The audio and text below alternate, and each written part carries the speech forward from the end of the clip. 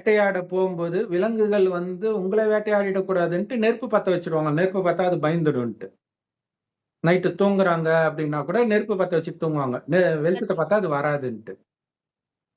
அதே மாரி நினைவுன்ற அக்னி எரிஞ்சுக்கிட்டே இருந்தா மாயா நெருங்காது. அதே மாரி இந்த ஆர்வம்ன்ற அக்னியும் அணையக்கூடாது.